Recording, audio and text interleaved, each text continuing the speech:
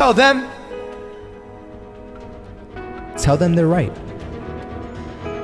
But you're not afraid to fail. You're not afraid to take action.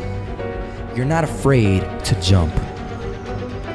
You're gonna fail 10 times, but you know what? It's cool. Because on the 11th time, you'll succeed. Oh, you'll succeed all right. And it'll feel good. And while you're over here living the life of your dreams and complete happiness, guess where they're gonna be? That's right. They'll be failures, the real failures. Over there where it's safe, scared to fail. Ironic, isn't it? You know, a lot of people come up to me and they ask me, Marco, what is it that motivates you most? And to answer their question, I reply back with a question. I say, what if I told you that you had 1 week left to live? Would you regret not pursuing your dreams, passions, and desires? Would you regret not living your life to the fullest? Would you regret not spending as much time with your family, friends, or loved ones?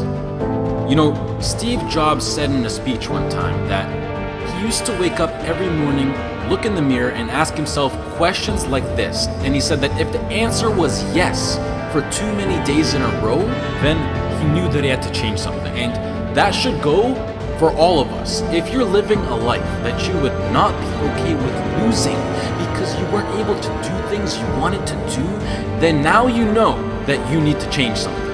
Life is simply too short and unpredictable to not live exactly the way that you please. It is ridiculously unpredictable. It is possible that on any given day to die at any point throughout that day without ever being able to see it coming. You know, when I was 13, I had this teacher who was an absolutely amazing person. I'd known him for several years then, and he had 2 kids, a loving wife. He was a man of God, contributed to the community. He gave us everything that he had, and he would bike to school every single day. I always remember him coming to school on his bike, and one morning on his way to school, it was early in the morning, he was crossing an intersection. A reckless driver comes out of nowhere, hits him, he dies on the spot, on the moment of impact. His death taught me so many valuable things in life, and one of them being that it went on to show that no matter how much you don't deserve to die, and no matter how good of a person you are, and no matter what your situation is, no matter anything, it goes to show that death is inevitable and random, and it will eventually consume each and every single one of us, whether it's in 50 years, in 10 years, next year, or even tomorrow. You cannot control it. The people around you cannot control it. As long as you're at the wrong place at the wrong time, your whole life could disappear in the blink of an eye, along with everything you wished you could have done. Whether you're walking down the street, whether you're stepping into the elevator, whether you're walking down the stairs, whether you're just existing. Listen, you'll see people from nowhere die of a heart attack. Gone. No family history, no symptoms, no causes, nothing. It happens, and that's the cruel life that we live in, and it's something that we cannot control. So what I want to make clear is that regardless of the path that you take in your life, at one point, death will consume you. It doesn't care whether you floss your teeth in the morning, whether you raise a family or not, whether you go on to be rich, poor, a success, a failure, whatever, you are still going to die at one point. It is that simple. And knowing that you're going to die soon should be the biggest motivation to both make the difficult decisions in life and to get your ass out of bed in the morning. So now the question becomes, what is it that you truly have to lose?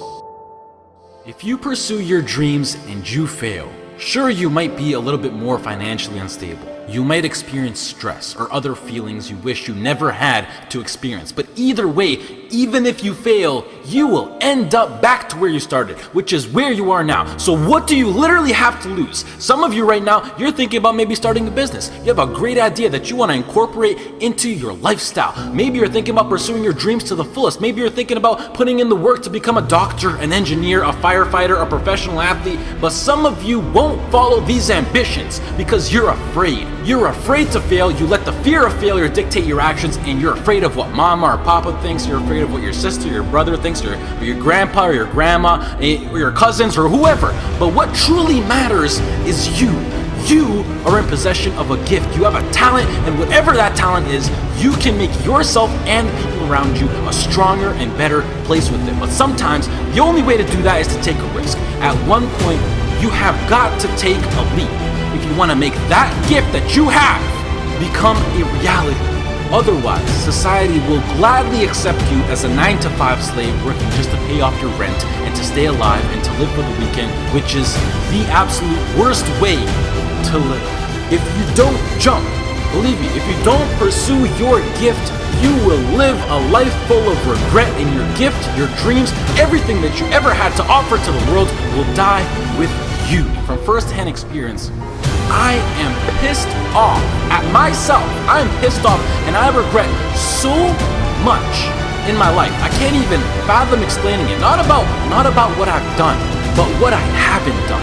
All the opportunities that I turned down, and all the chances that I never took just because I was afraid or because I was worried about what other people think. And I officially decided to sit down. I sat down for weeks. I didn't just think of what I'm saying right now. I didn't think of it overnight.